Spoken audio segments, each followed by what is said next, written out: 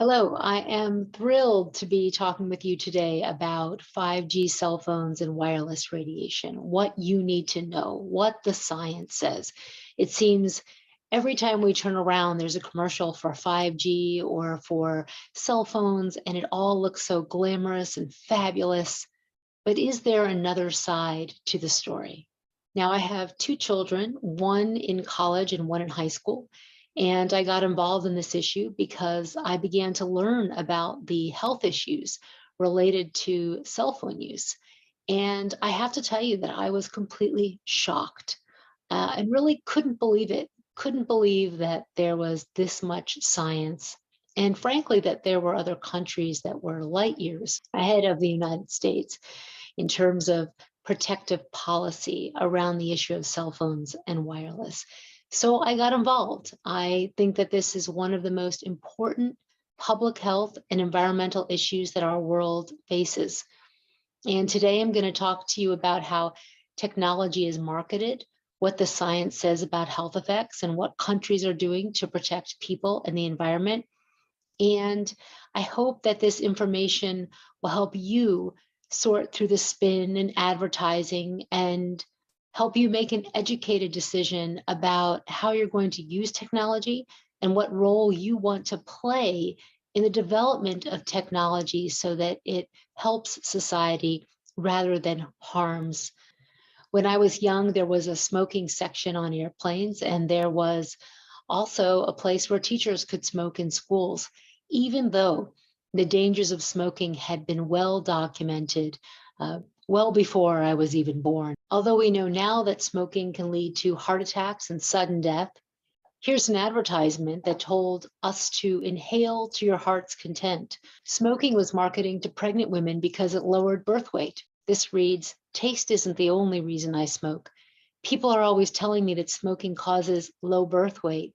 Talk about a win-win, an easy labor, a slim baby, and the full flavor of Winston." Have they been proved to be safe, Mr. Coleman? I believe they have not been proved to be unsafe because when, as and if, any ingredient in cigarette smoke is identified as being injurious to human health, we are confident that we can eliminate that ingredient. It's true, the babies born from women who smoke are smaller, but they're just as healthy as the babies born from women who do not smoke. What about the higher And rate some of women would deaths? prefer having smaller babies. Smoking was marketed to new mothers. Born gentle, reads this Philip Morris ad. And despite all the published science that had been accumulated, doctors recommended certain types of cigarettes. Time out for many men of medicine usually means just long enough to enjoy a cigarette. And because they know what a pleasure it is to smoke a mild, good-tasting cigarette, they're particular about the brand they choose. In a repeated national survey, doctors in all branches of medicine, doctors in all parts of the country were asked, "What cigarette do you smoke, doctor?" Once again, the brand named most was Camel. Yes, according to this repeated nationwide survey, more doctors smoke Camels than any other cigarette. So I graduated college in 1994. And that year, the top executives of the 7 largest American tobacco companies testified in Congress that they did not believe cigarettes were addictive. Let me begin my questioning on the matter of whether or not nicotine is addictive. Let me ask you first, and I'd like to just go down the row, whether each of you believes that nicotine is not addictive. I heard virtually all of you touch on it, and just yes or no. Do you believe nicotine is not addictive? I believe nicotine is not addictive, yes. Mr. Johnston. Congressman, cigarettes and nicotine clearly do not meet the classic definitions of addiction. There is no intoxication. We'll take that as a no, and again, time is short. If you could just, I think each of you believe nicotine is not addictive. We just would like to have this for the record. I don't believe that nicotine or our products are addictive. I believe nicotine is not addictive. I believe that nicotine is not addictive. I believe that nicotine is not addictive. And I too believe that nicotine is not addictive. All right. Dr. Campbell, I assume that you're aware that your testimony, and you said in your testimony that nicotine is not addictive, is contradicted by an overwhelming number of authorities and associations. The reason that scientists have been studying cell phones in health is because all cell phones emit a type of radiation called radio frequency. It's non-ionizing. That means it doesn't directly damage DNA like X-rays or atomic bomb radiation does, but it is a kind of radiation, meaning an energized feel. It's invisible. You can't see it. You can't taste it, but it's very much there. And there are numerous studies that have linked long-term cell phone use to brain cancer, breast cancer, DNA damage, brain damage, and reproductive damage. This is Frank Clegg. He used to be Microsoft Canada president. I've spent over 40 years in the technology industry. My most recent position was president of Microsoft Canada, and I've seen the tremendous benefit technology can provide. I've also seen the potential harm if technology is not used correctly. In my opinion, our current implementation of wireless technology is not safe, and I'm especially concerned with our plans for 5G. I don't make this statement lightly. I've met with experts from institutions such as Harvard, Yale, Columbia, and the University of Toronto, and I've met with an expert advisor to the World Health Organization and one of the lead scientific writers for Al Gore's team that won the Nobel Prize. Over 250 scientists from 40 countries signed a formal appeal to the World Health Organization and the United Nations member states expressing their concern over the harmful effects of wireless technology, and added an additional appeal for the effects of 5G, especially the effects on children. Hundreds of peer-reviewed scientific papers have been published demonstrating harm to humans and the environment. This evidence includes increase in cancer, sperm damage, reproductive harms, memory and learning deficits, especially in children, and damage to our DNA, nervous systems, and the cells in our bodies. And yet the companies are advertising these devices to us as if they are completely safe.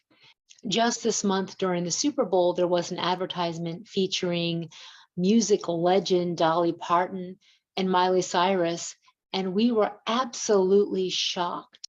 When I see a problem, I am going to fix it. America's got a serious problem, so I'm going to get it off my chest. 5G phones, trapped on limited 5G networks. But you can make a difference. If you join T-Mobile, these phones will be able to shine their brightest, like me. I have my own theme park. T-Mobile, do it for the phones. Hey, Molly. How can I help these phones? You got a voice. Use it. When we saw this ad, we immediately wrote Dolly Parton, Miley Cyrus, and the president and CEO of T-Mobile, asking for them to pull this commercial. And there are several reasons why we made this request. First, there are published case reports of young women who have developed unusual breast cancers directly underneath the skin where they place cell phones in their bra. And I'm going to play Dr. Deborah Davis. She's president of Environmental Health Trust, and she is presenting at the University of Melbourne. We are seeing women who keep cell phones in their bras. Has anyone seen a woman put a cell phone in her bra? Hands up, please. Please tell them you've heard now why they shouldn't do that. And here I want to show you our first case report from 2009, and we now have many more. This was a Chinese-American woman who used her cell phone 4 hours a day in her bra for 10 years while she was driving. Now, and you drive with a phone on your body. The phone is smart. It's going to go from one tower to another, and it's going to say, here I am, where are you, here I am. And it's going to be going to max power each time it moves from one cell tower to another. And there it was right next to her chest. And the tumors that developed right under the antenna of the phone. This is an MRI of a young woman, a very brave young woman named Tiffany France. When she was 21, she's now 22, she developed metastatic breast cancer. This is metastases into her chest wall right here. And this outlined the phone. And it was subcutaneous, so it's like right under the surface of the skin. It was not deep within the breast. Most breast cancer occurs in women over 50. It occurs in the upper outer quadrant. These tumors occurred right under the antenna of the phone. And now we have 38 of them. Not a single one of them has a family history. None of them has inherited the defects that we know increase the risk of breast cancer.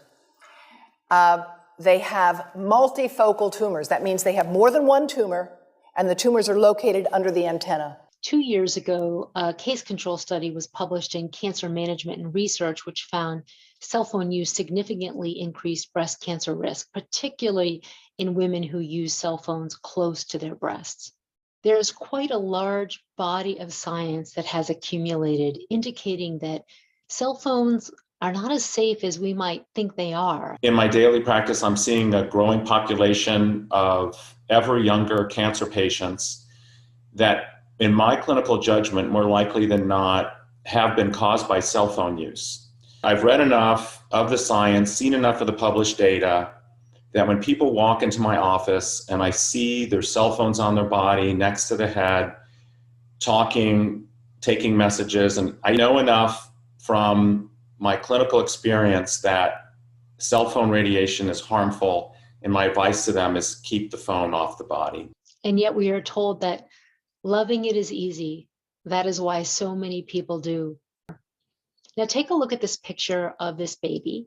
Probably if you're in the grocery store, you will see many babies and toddlers and children with cell phones in their hands, clutched to their body, just like this picture. Except the way that phone is actually not how phones are ever tested. They are not tested in body contact to your torso or to your abdomen. The pre-market tests for cell phone radiation are outdated, and they're so outdated that they are from the time when people used to wear cell phones in holsters. There was a special little clip thing you'd wear on your belt, and you'd put the cell phone on it. It kept a distance between the phone and your body. In fact, all cell phones have clear instructions in their manuals to distance the phone from the body. That's because when the phone is placed in body contact, the radiation that actually penetrates into your body can be at levels that exceed government recommended limits.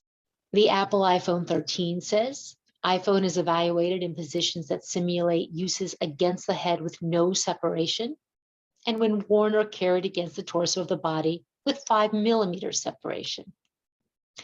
Now I need to clarify that when they say that they simulate uses against the head with no separation, there actually is a separation, and that's the ear.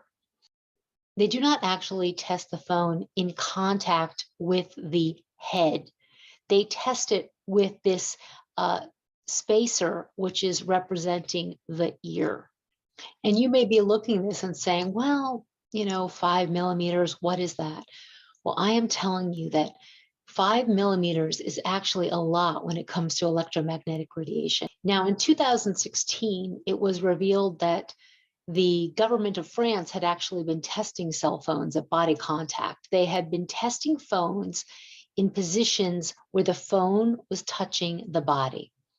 And they found that the majority of phones that they tested violated the limits that were allowable in the European Union. Now, Professor Om Gandhi published a study that looked at the data from France and determined that our government limits in the United States would be violated up to 11 times. And you can go to PhoneGate to learn more about that. And I am on the board of the PhoneGate Association.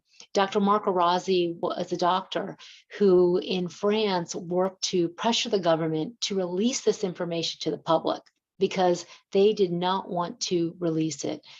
And at this point, PhoneGate has filed criminal complaints on numerous phones because they exceed the allowable limits for what cell phones can emit. In addition, over 24 phones have been software updated or pulled from the market to address excessive wireless radiation emissions from the phones. The Samsung Galaxy Z Fold 3 5G says Body-worn SAR testing has been carried out, and SAR testing, by the way, is the testing for the exposure to cell phone radiation. Body-worn SAR testing has been carried out at a separation distance of 1.5 centimeters. To meet RF exposure guidelines during body-worn operation, the device should be positioned at least this distance away from the body. And that is in the manual for the Samsung Gallery Z Fold 3 5G in the legal and regulatory section.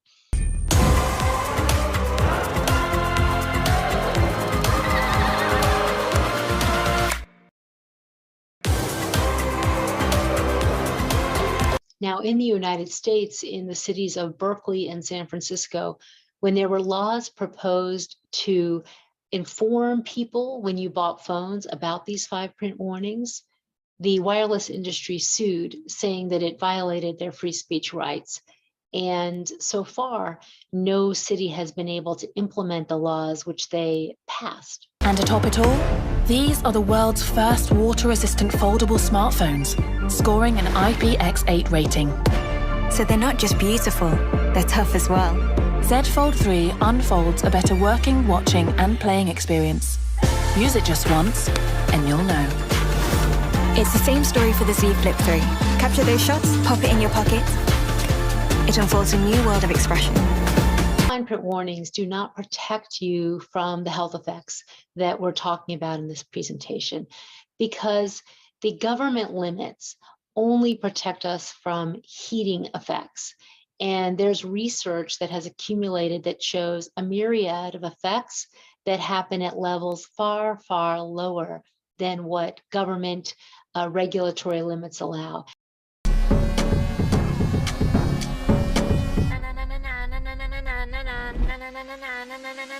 Oh, look what you thought of.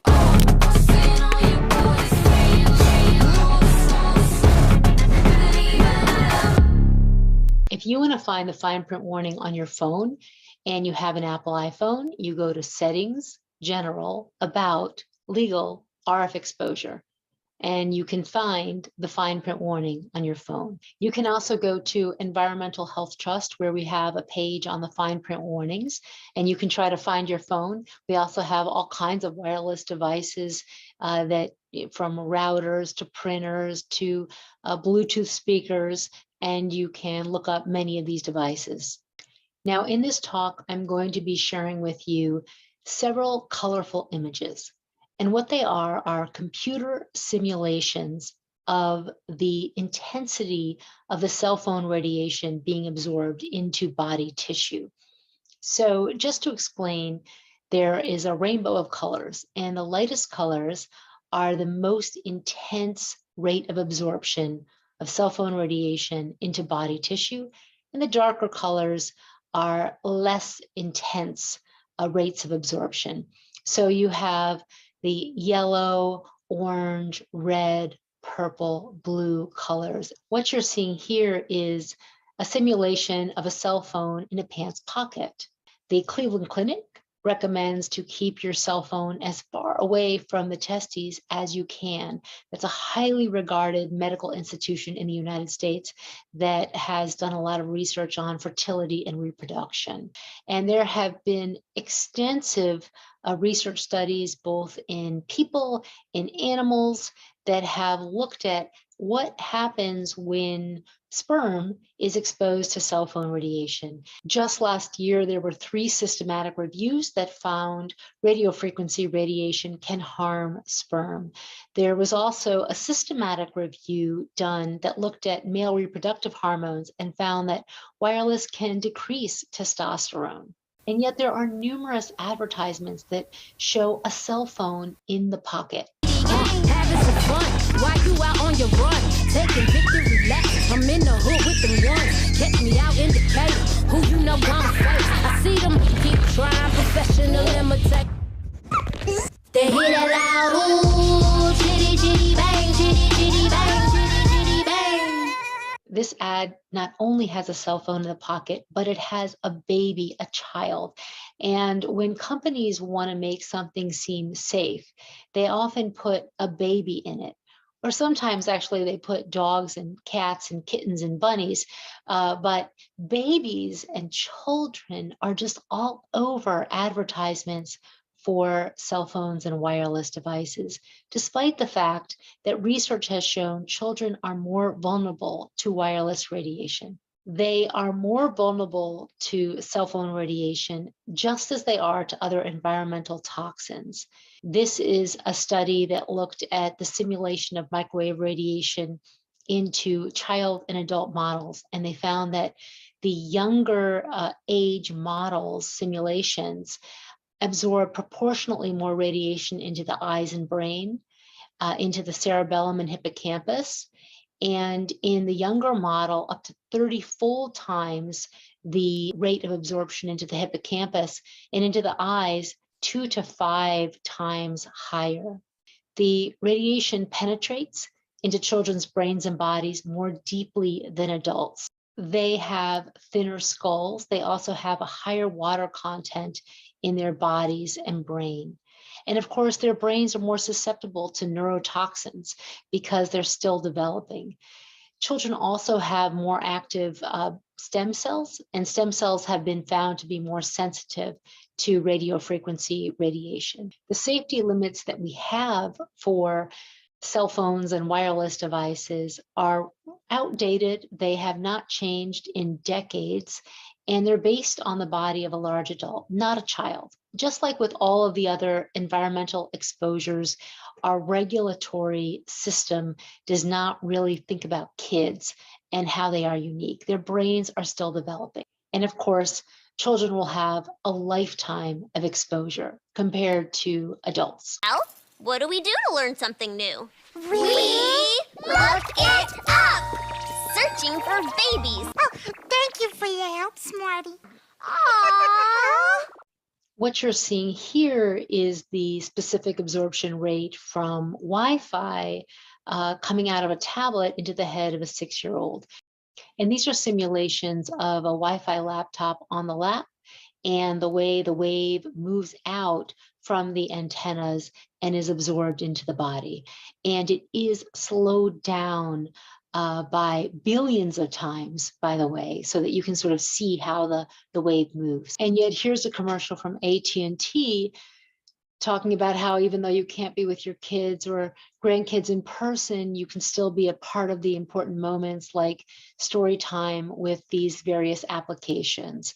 And let me say, I am not against technology. I'm not against kids connecting with their grandparents or with their parents, but there are safer ways to use devices. For example, this little girl is very close to the device. The device should be on a table.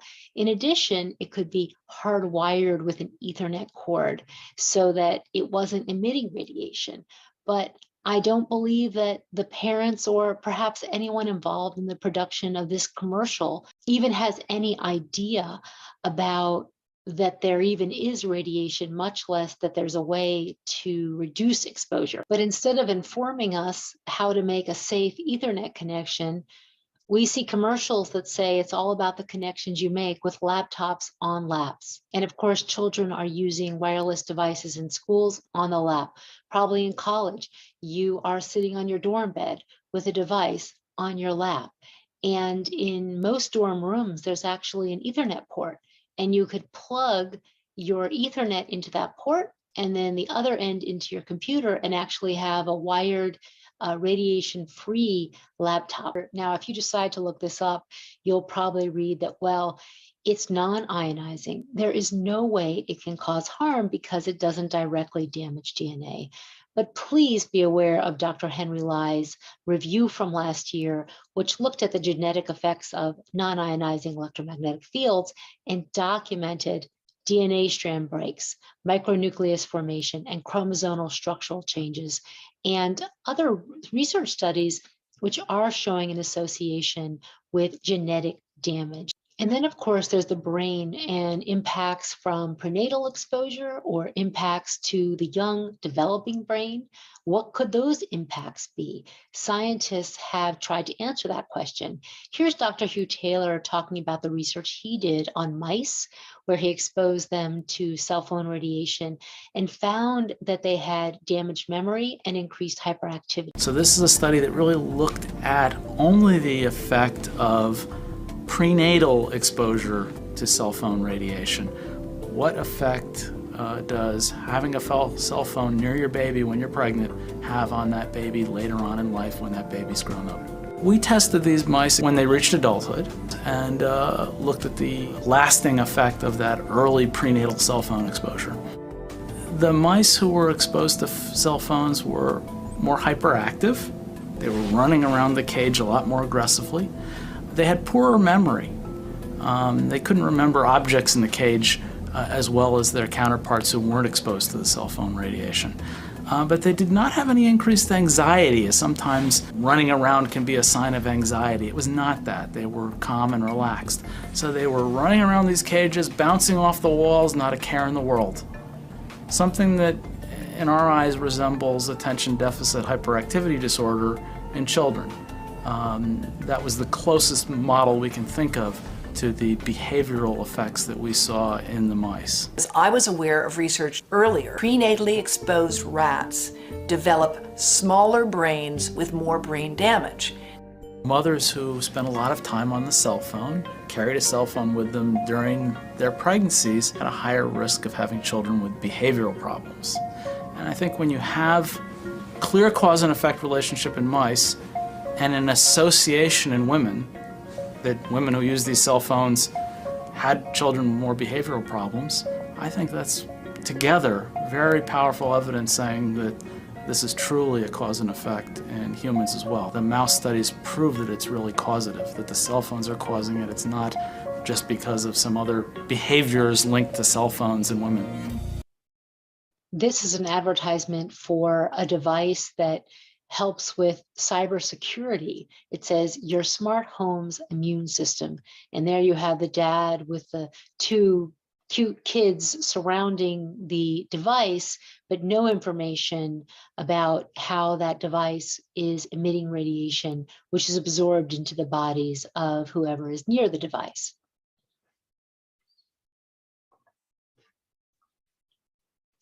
Now, there is a lot of research, and there's no way I could cover it in this presentation, but I wanted to hit a few key studies.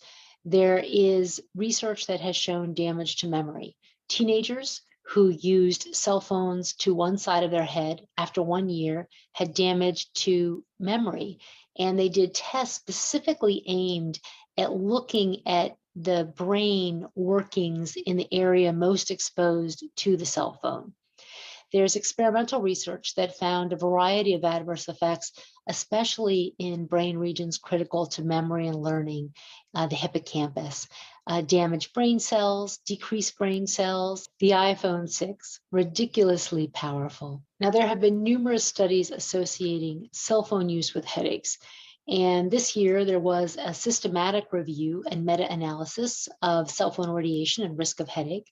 It was published in the International Archives of Occupational and Environmental Health, and they found that increasing call duration and mobile phone use in older individuals increased the risk of headaches. There was a study published in Environmental Analysis, Health and Toxicology looking at high school students, and they completed a headache diary, and they found correlations to migraine headaches.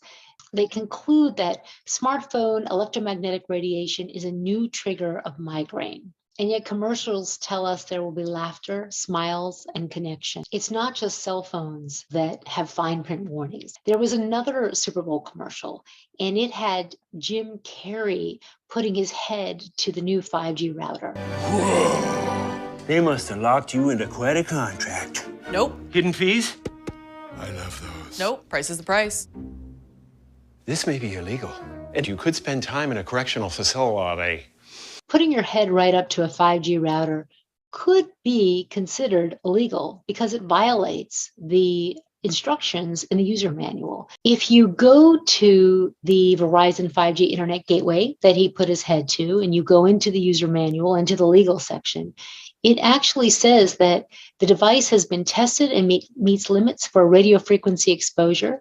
This equipment should be installed and operated with a minimum distance of 20 centimeters between the radiator and your body. And our next step is going to be to write Verizon about this commercial and Jim Carrey and ask them to inform consumers, inform the public, inform all the watchers of that advertisement that actually you are not supposed to put your head to the router. The Amazon Echo Dot Kids also has a 20 centimeter fine print warning. This device should be installed and operated with a minimum distance of 20 centimeters between the radiator and your body.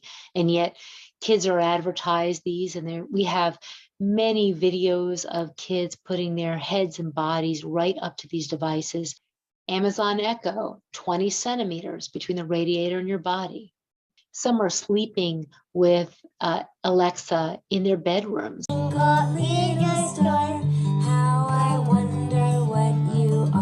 Amazon Echo Studio Smart Speaker. This device should be installed and operated with a minimum distance of 20 centimeters between the radiator and your body. Even Apple Watches emit radio frequency radiation, and their fine print warning reads, when placing Apple Watch near your face, keep at least 10 millimeters of separation to ensure exposure levels remain at or below at tested levels. And I think about all the young children who have these watches and who just sit and their head is right on that watch, or maybe they sleep with it. Gaming devices as well. This equipment should be installed and operated with at least 20 centimeters or more between the radiator and a person's body. And yet people aren't informed about this. In fact, the gaming console bases emit all the time, whether you're using the device or not. And I went to a friend's home, and her son had 3 or 4 of these gaming consoles in the bedroom. They were, I kid you not, right up against the bed. And there he was sleeping in that all night long, completely not unaware that he was absorbing the radiation from those devices. And they really weren't supposed to be that close to his body, according to the manufacturer's instructions themselves. Now, what about the issue of cancer? Everyone asks.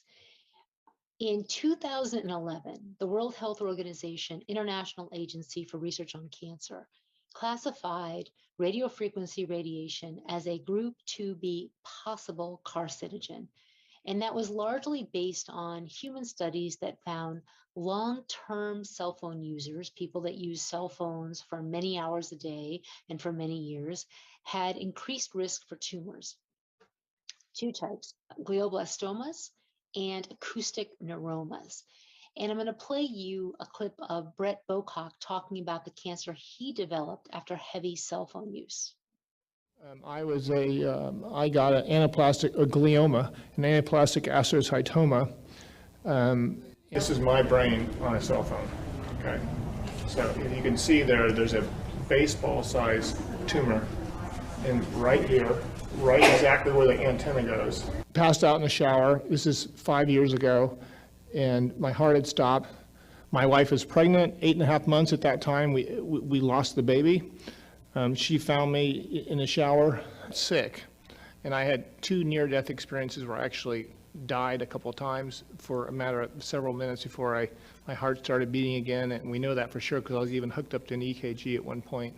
And so this has been a series of problems we've had that's impacted our lives severely. And you can see now my mobility and my ability to even function in society is greatly diminished, although I am still mentally sharp. I've used a cell phone to the best of my computation ability about 1 million minutes, which you'd be surprised how fast I can accumulate when you're in business and you're single, dating women and doing business. Okay, used to be an athlete and very focused on health. So that was a decade ago, and at the time, the WHO scientists didn't have enough research on animals to really confirm that the association they saw in people was really causation. So scientists will take animals and do carefully controlled laboratory studies, experimental studies, to see if what they saw in humans is happening in animals.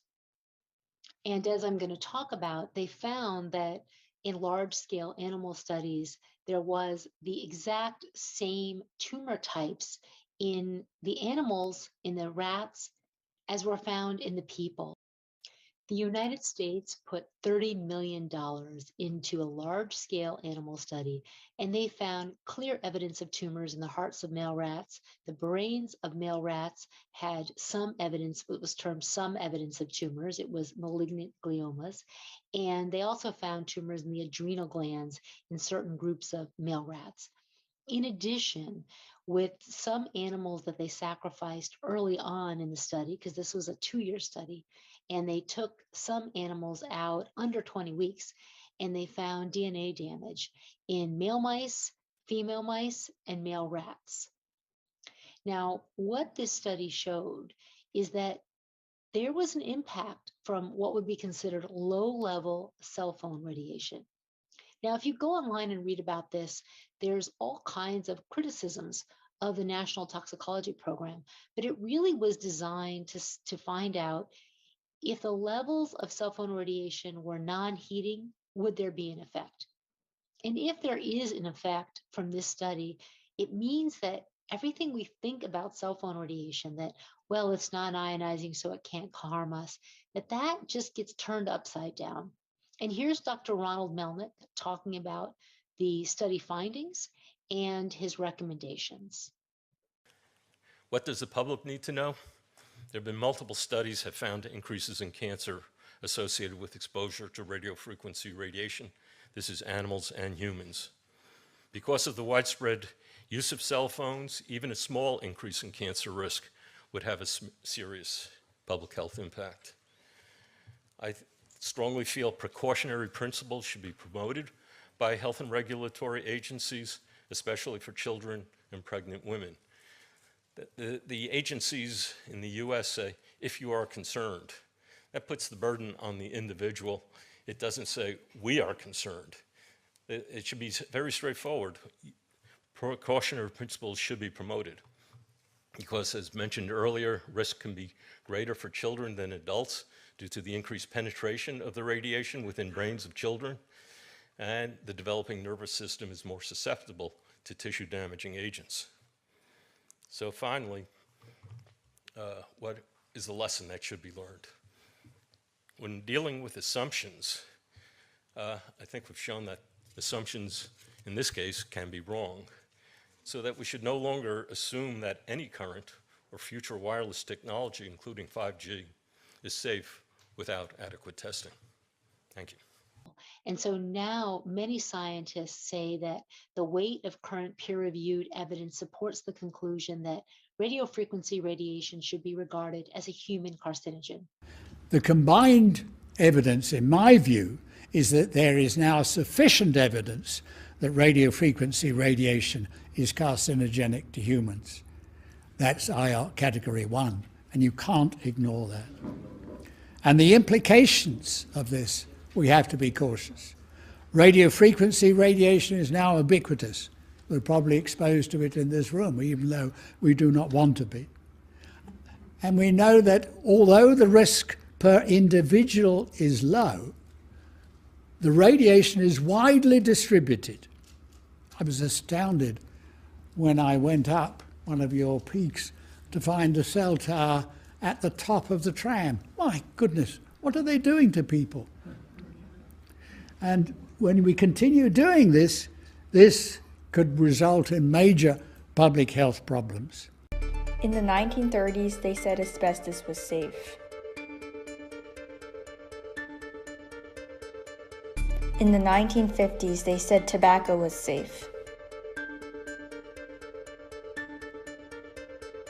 In the 1960s, they said DDT was safe.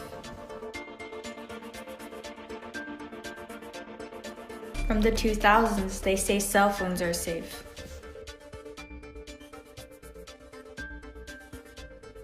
Today, they say 5G is safe. So how did we get here? Of course, money. It's always money. There is a report by Harvard called Captured Agency, how the Federal Communications Commission is dominated by the industry it presumably regulates. And Norm Alster is the writer, and he investigates how there is so much money from the industry, that there's money into Congress, there's money into the agencies that are supposedly protecting us. So in the United States, it is the Federal Communications Commission that has the authority in regards to regulations for wireless radiation. And the FCC has many former industry lobbyists or industry lawyers in its leadership. Norm Alster talks about how the wireless companies are using the playbook of big tobacco. And he talks about also how research is funded by industry. Really important. This was now published in 2015, and he concludes, consumer safety, health, and privacy, along with consumer wallets, have all been overlooked, sacrificed, or raided due to unchecked industry influence. The wireless industry has been funding research on health effects for years. Here's Jerry Phillips talking about his research with Motorola. I moved to California, Southern California. The 60 hertz work that we did was supported by a contract from the Department of Energy. The radio frequency radiation work that we did was supported by Motorola. The relationship was really very cordial and very stress-free, but only up until we started generating data. These folks were very, very upset and began to talk about how are they going to handle this, what sort of spin can we put on this, what can we expect from this, and from that point on the relationship changed. What we saw was that Motorola began to exert more and more control over the work, telling us what to do, telling us how to write abstracts, what to say in the abstracts, what to say in the papers. I said, how to do the work. No, don't do this. Yes, do it this way. This was unacceptable. I had completed our study of DNA damage, and I submitted the final report to Motorola, and I got a call from Mays Swycord at Motorola. Now, Mays is the former head of the Center for, CDRH, Center for Devices and Radiological Health at the FDA, and he left the FDA and went to work for Motorola. Keep that connection in mind. That's interesting. He also handpicked his successor at the FDA. Anyhow, Mays didn't like the work. Then there was another phone call. Point is, I kept getting nothing from these people. They simply weren't willing to accept my interpretation of my study, my evaluation of my study, my knowledge of science at that point, and tried to urge me not to publish the study. They didn't tell me not to. They just said, no, this isn't ready for publication. And they wanted me to do more work. Well, I stopped taking calls from them, and I went ahead and published the study. It came out in 1998, and I wanted nothing more to do with any Motorola-related work. I wasn't going to put up with that kind of control. I wouldn't put up with that attitude. That was it. I think one has to exercise caution at this point, and what makes our piece is an investigative expose showing you how the cellular industry has worked for 25 years behind the scenes to convince you that cell phones are safe, when in fact, if you look at the independently funded science, the picture is a lot more mixed than that. And as you mentioned, there's that smoking gun memo, letter I should say, from George Carlo in 1999 telling the CEOs of all these big companies, look, this stuff is raising serious questions, especially about kids and cancer and genetic damage. And I think that's the real parallel with both big oil and big tobacco. In each case, these big companies were told privately by their own scientists that there's serious questions about your product, whether it be cigarettes or fossil fuels or cell phones. And in each case, those executives decided not to share that with the public, but rather to keep that information to themselves while telling the public and telling the press and telling policymakers there's no problem. There is a lot of evidence suggesting that we need to be a lot more careful about these cell phones. And this is a little clip from Verizon's Total Mobile Protection Insurance, where they define non-ionizing radiation, specifically microwave radiation, like from cell phones, as a pollution. This is an advertisement for a cell phone booster. We boost your productivity. The companies warn their shareholders of the risk of non-ionizing electromagnetic fields. Here's an example of Vodafone's annual report 2020, where they have figure 2, our principal risks and interdependencies, and they have electromagnetic fields right there next to the health pandemic, Brexit, and climate change. If you go to page 68, it says the EMF risk can be broken into 3 areas: failure to comply with national legislation or international guidelines set by ICNIRP, the International Commission on Non-Ionizing Radiation Protection, as it applies to EMF, or a failure to meet policy requirements, the risk arising from concerted campaigns or negative community sentiment towards the location or installation of radio base station antennas, resulting in planning delays, or changes in the radio technology we use, or the body of credible scientific evidence, which may impact either of the 2 risks above. Changes in the body of scientific evidence, which may impact the 2 risks above. Wireless companies warn their shareholders of risk, but not their customers or residents. Crown Castle, that's a company that's putting up short cell towers in the United States. They say in their annual report, if frequency emissions from wireless handsets or equipment on our communications infrastructure, meaning cell towers, are demonstrated to cause negative health effects, potential future claims could adversely affect our operations, costs, or revenues. We currently do not maintain any significant insurance with respect to these matters. Now, they don't have insurance because insurance companies will not cover this issue because it is deemed a high risk, comparable to asbestos. Insurance companies rate cell phone radiation, wireless, and 5G as high risk. There are many white papers on that.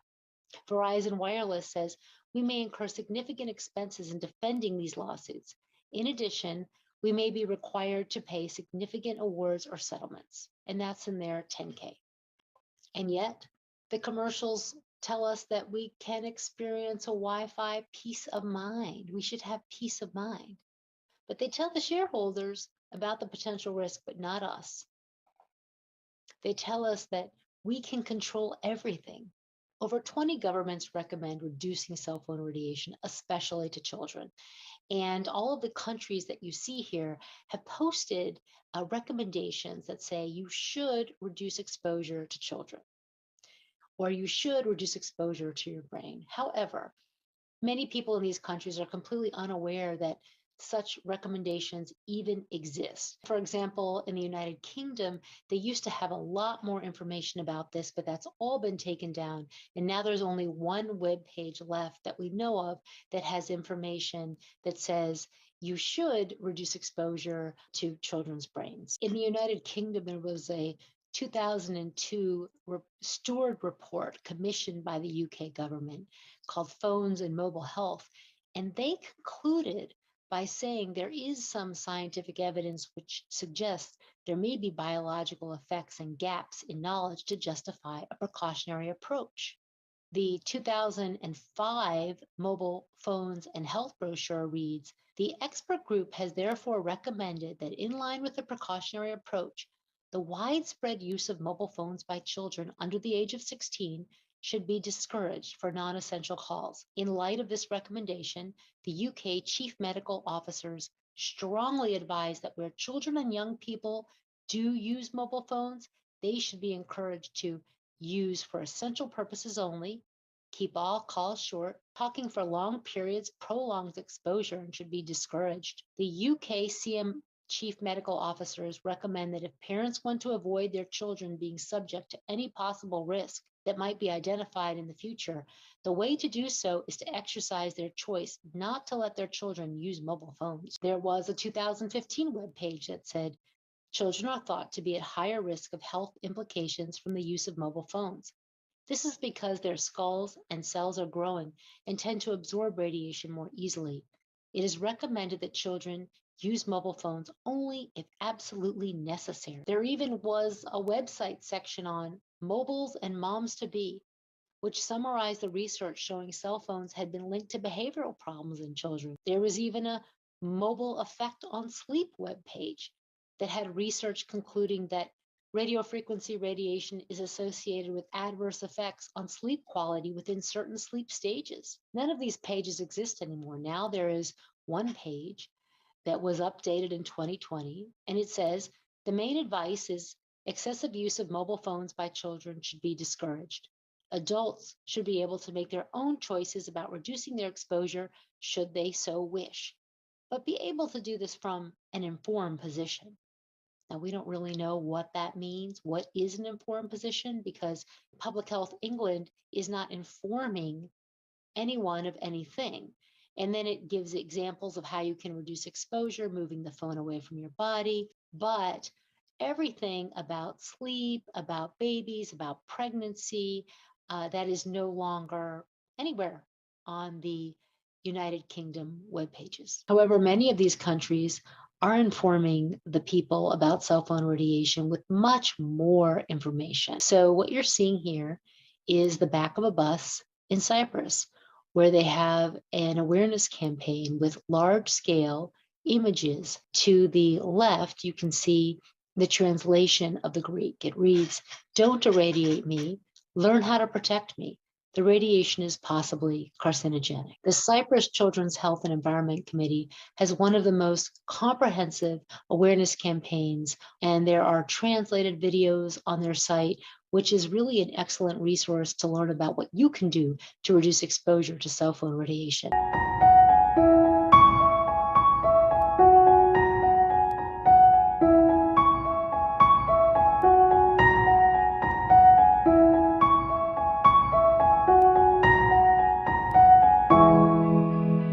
Τα παιδιά μας εκτίθενται καθημερινά σε ένα ηλεκτρονικό νέφος, το οποίο δημιουργείται από την ακτινοβολία που εκπέμπουν τα κινητά τηλέφωνα, tablets και οι συνδέσεις μέσω Wi-Fi και άλλα παρόμοια. Η ακτινοβολία αυτή, σύμφωνα με τον Παγκόσμιο Οργανισμό Υγείας, είναι πιθανώς καρκινογόνα για τον άνθρωπο.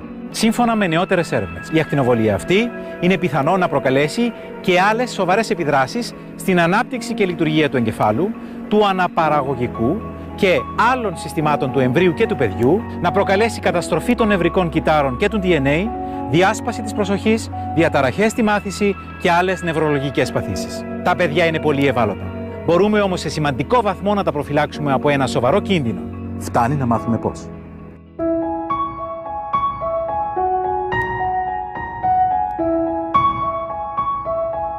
Αφού μας αγαπάτε, γιατί μας ακτινοβολείτε με τα Wi-Fi και τα κινητά σας τηλέφωνα?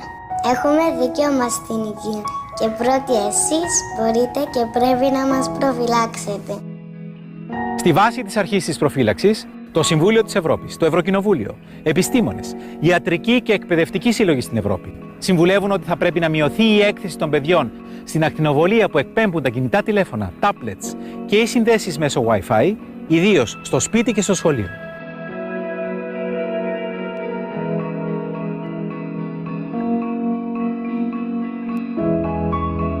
Η έκθεση των παιδιών σε ηλεκτρονικό νέφος εγκυμονεί κινδύνους. Η χρήση των κινητών και συσκευών Wi-Fi από παιδιά μικρότερα των 14 ετών πρέπει να αποφεύγεται. Προφυλάξτε την υγεία και το μέλλον των παιδιών σας. Το ίδιο ισχύει και για την έγκυο. Οι έφηβοι ποτέ δεν βάζουν το κινητό στο υπνοδωμάτιο τους, στις τσέπες τους, στα μπράτσα ή κοντά στο στήθος τους. Πάντα χρησιμοποιούν hands-free και κρατούν το κινητό μακριά από το σώμα τους. Αξιοποιώ την τεχνολογία σωστά. Γνωρίζω τους κινδύνους και δεν εξαρτώμαι από αυτή. Χρησιμοποιώ ενσύρματη σύνδεση για τον υπολογιστή του σπιτιού μου και ενεργοποιώ το Wi-Fi και τα δεδομένα κινητής τηλεφωνίας μόνο όταν χρειάζεται και ποτέ όταν τα παιδιά μου είναι κοντά. Δεν χρησιμοποιώ κινητό τηλέφωνο στο αυτοκίνητο όταν τα παιδιά μου βρίσκονται σε αυτό. Η έκθεση στην ακτινοβολία είναι πολύ μεγαλύτερη. Προστατεύω πάντα τα παιδιά μου. Η Γαλλία ήδη με νόμο απαγόρευσε τη χρήση Wi-Fi σε παιδικούς σταθμούς και σε χώρους όπου φιλοξενούνται παιδιά κάτω των 3 χρόνων. Επιτρέπει ελάχιστη χρήση στα σχολεία κάτω από αυστηρούς περιορισμούς.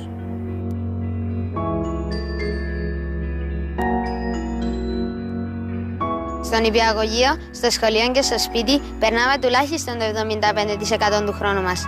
Απαιτούμε ασφάλεια, χωρίς ακτινοβολίες από Wi-Fi, κινητά και άλλες ασύρματες συνδέσεις. Η υγεία είναι δικαίωμα. Μην μας το στερείτε. Δεν έχουμε το δικαίωμα να ρισκάρουμε την υγεία των παιδιών μας αναμένοντας παθητικά τους άλλους να κάνουν κάτι.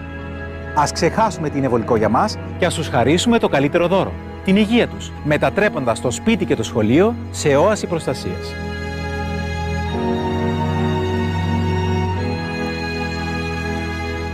Το σπίτι μου είναι όαση αγάπης και ασφάλειας.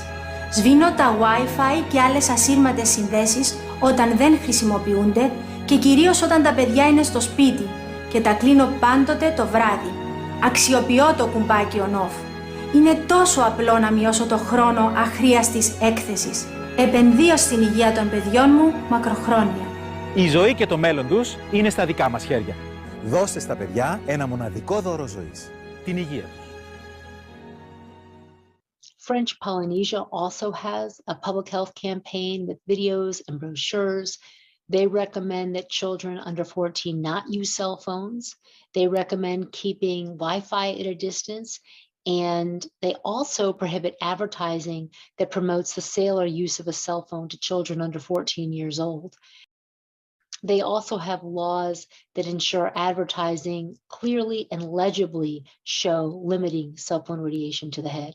Enter 5G, which means millions of new cell antennas near homes and schools. Now, Investigate Europe did an excellent series of reports on 5G industry influence and the issue of safety. You can go online to read their really well-documented investigations. They also did a short video sort of summarizing the reports. There's a revolution on the way. It's the 5G revolution. Although some say this will be more like an experiment that will affect billions of people. 5G stands for 5th generation mobile services. The internet will be faster than ever. Downloading a high-definition movie will take mere seconds. By 2025, the European Commission is planning for all urban areas across the continent to have seamless 5G coverage. This will enable a new age in the Internet of Things. Smart driverless cars and smart hospitals, smart fridges, coffee makers, and even baby diapers. But what citizens are not told is that for this to happen, countless new antennas will be added in our neighborhoods, our workplaces, even in our homes.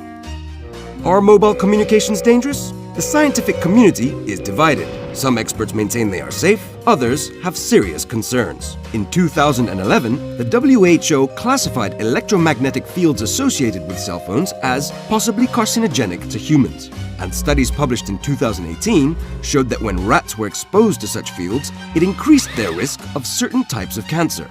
Even among those who believe the technology is safe, many admit that more studies are needed. And for 5G, there are almost no studies. Telecom companies themselves have noted that electromagnetic signals may pose health risks. So why are the EU Commission and our governments turning a blind eye? They cite guidelines established by transnational scientific bodies.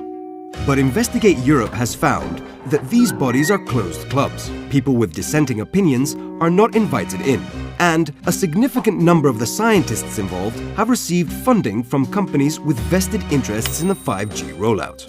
There is no risk-free society. Other things we consume are also bad for our health, from alcohol to junk food. But if you don't want a hamburger, you can simply avoid hamburgers. With 5G, there is no opt-out.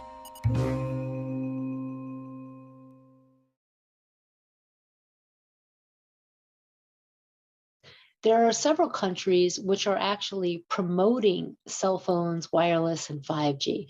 And I'm going to play you some videos that the governments themselves have created in order to let the people know that wireless and cell phones are safe. And you can see the translations at the bottom. Como ya sabes, las antenas buena onda son necesarias. Y ahora con las nuevas antenas súper buena onda, el servicio está mejorando. Estas son más modernas y amigables que en el pasado. Se integran mejor al paisaje que las rodea y necesitamos instalar más para el desarrollo integral del país. Cada vez usamos más el celular. Con las antenas super buena onda, la calidad y la cobertura del servicio mejora enormemente. Antenas super buena onda. Mayor y mejor comunicación para más peruanos. Gobierno del Perú. El Perú primero. La radio, la televisión, los celulares y tablets necesitan antenas que transmitan sus señales a través de ondas que viajan por el aire. Son antenas buena onda y pueden tener muchas formas y tamaños. Hoy, el Perú necesita colocar por lo menos 14.000 antenas más de telefonía móvil. ¿Por qué? Porque hay lugares donde la gente hasta hoy no puede comunicarse. Y porque la calidad del servicio debe mejorar para todos. ¿No nos quejamos muchas veces cuando no hay señal? Necesitamos más antenas. Sin embargo, hay quienes creen que son dañinas para la salud. En realidad, no es así. Te cuento que su nivel de potencia es menor al que genera el microondas, la licuadora y hasta un foco común. Su nivel de radiación es 500 veces menor al que recomienda la Organización Mundial de la Salud. Y si aún crees que son dañinas, debes saber que si colocamos antenas más cerca unas de otras, lo único que lograremos es reducir su potencia. Hasta la potencia de tu celular se reduce cuando no tiene que buscar señal constantemente. Con la instalación de antenas buena onda amigables con nuestra comunidad, mejoraremos la cobertura y la calidad de la comunicación. A más antenas buena onda, mejores servicios y mayor comunicación. Now, 5G means more.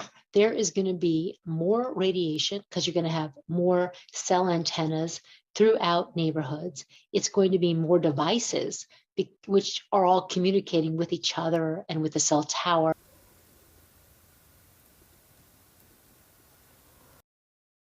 I mean, more frequencies, because there's going to be the same frequencies that we've used with 2G, 3G, and 4G, but they're also going to add in higher frequencies, sub-millimeter and millimeter wave frequencies, which have never been commercially used before.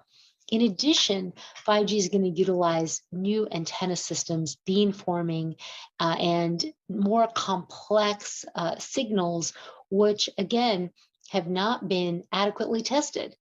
The European Parliament commissioned a report in 2021 to look at what are the health effects of 5G and what will the health effects be if we deploy this new system. The report concludes that when it comes to the frequencies that we've been using in 2G, 3G, and 4G, and that will be used in 5G, the 450 to 6,000 megahertz, that when it comes to cancer, these signals are probably carcinogenic for humans, in particular related to gliomas and acoustic neuromas.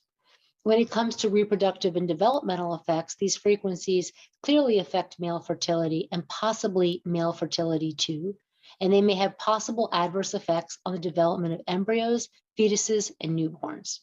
Over 400 scientists are calling for a moratorium on 5G in the European Union, and you can go to the 5G appeal to read that.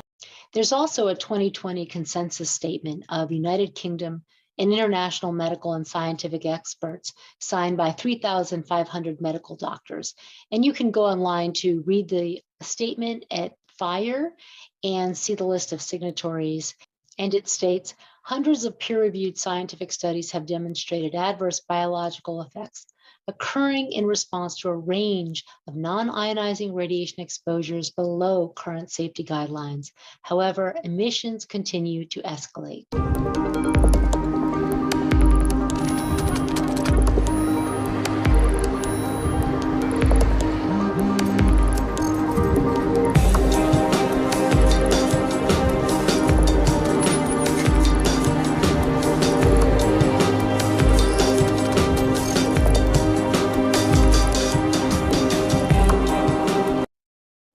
This image is from a study published in Environmental Research that concluded mobile phone base station antennas located close to people results in highly elevated exposure levels.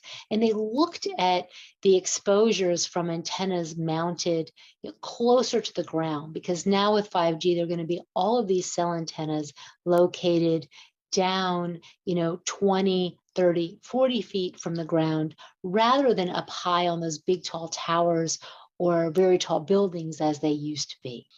There was a review on real-world exposure to 5G published in Toxicology Letters, which found 5G could have systemic effects as well as adverse effects to the skin and eyes.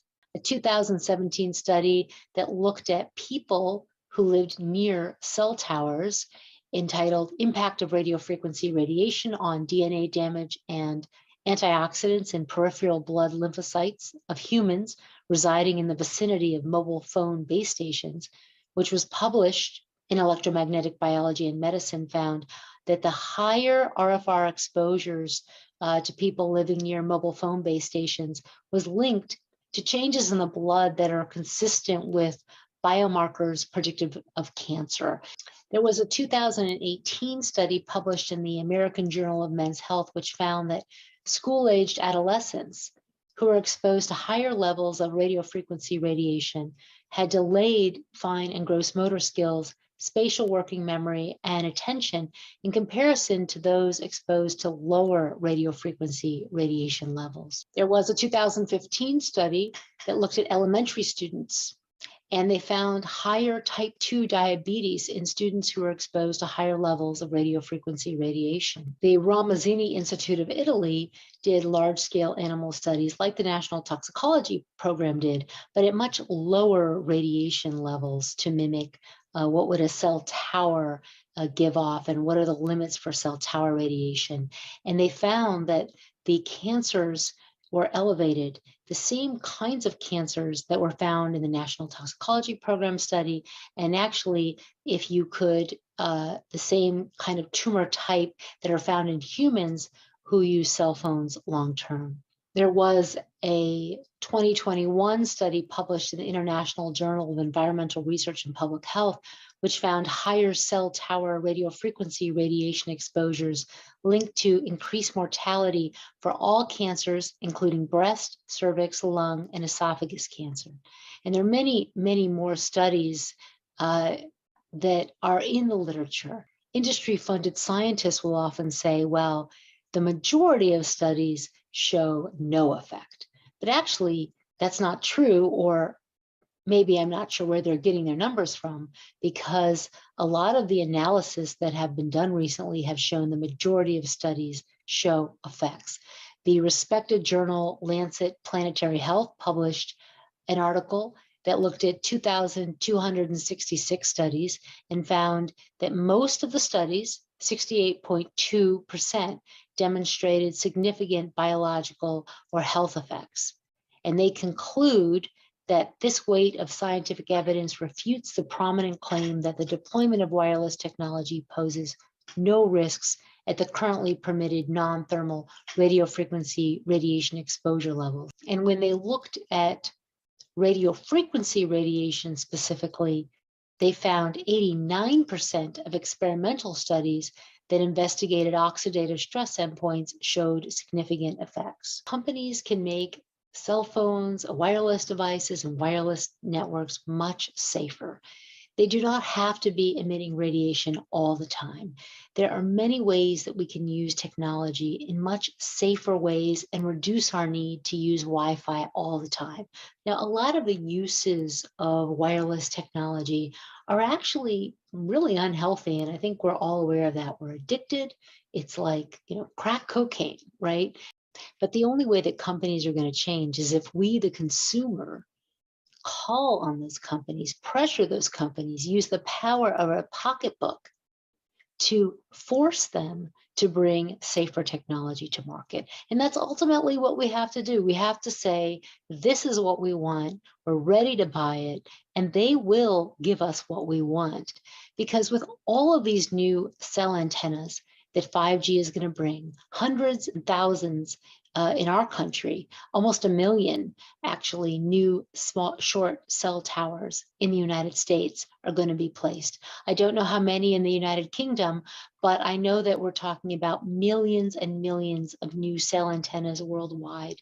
And of course, birds perch on top of cell towers, and insects are going to be flying by, bats. There are a lot of airborne species, and they're going to be more exposed because there's more antennas. And there was just a 3-part review published in Reviews of Environmental Health that looked at and collected all of the research on impacts to birds, bees, trees, wildlife, and concluded that 1, the levels of exposure are escalating.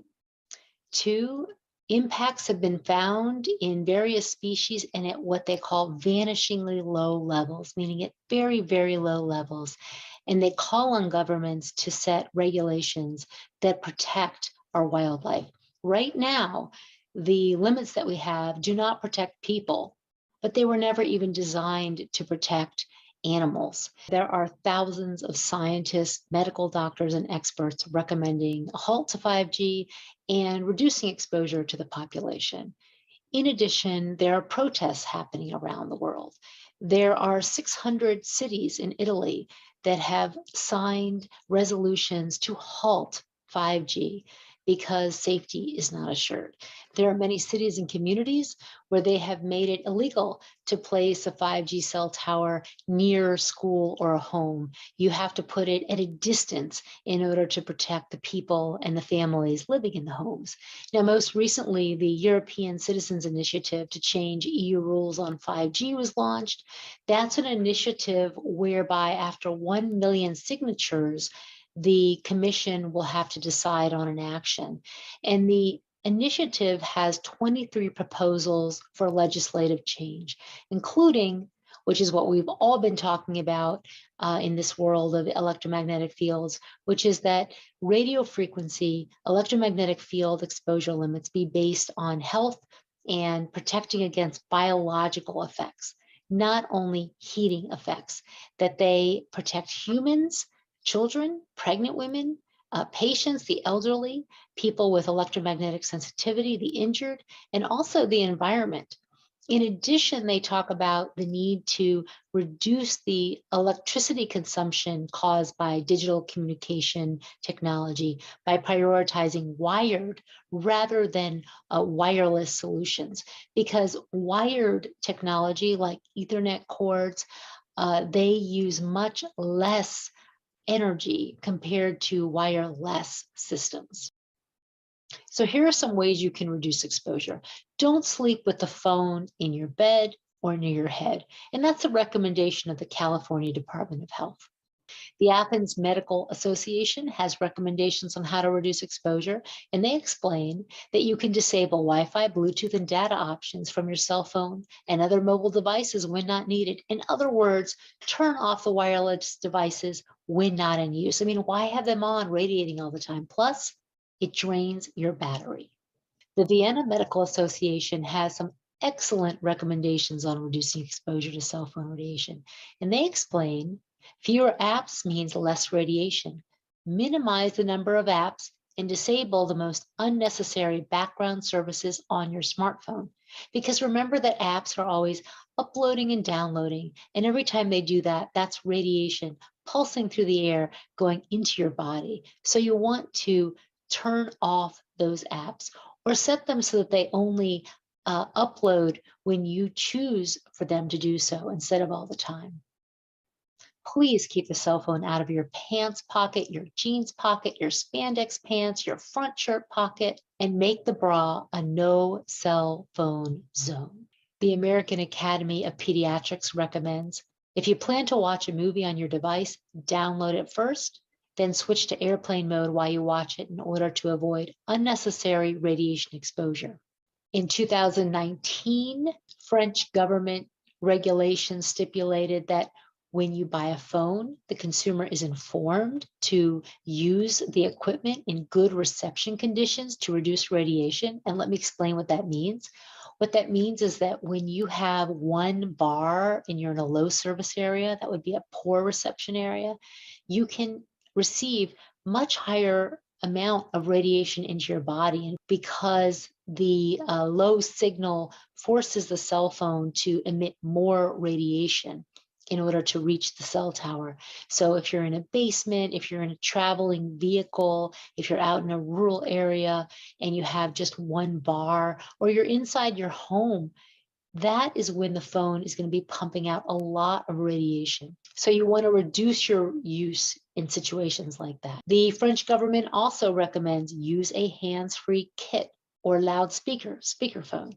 Children and adolescents should limit calls. Keep the radio equipment away from the stomachs of pregnant women and adolescents. In Belgium, they've actually banned the sale of phones designed for children under 7 and banned advertising cell phones to this age group as well, specifically because of the radiation. This is my computer. I gave this talk on a laptop with the Wi-Fi off, but the internet was on, and I connected the computer to the internet using an Ethernet cord so that the radiation goes through the cord and not through my body. So I hope you will learn more about this issue, ask questions, be curious, and question everything.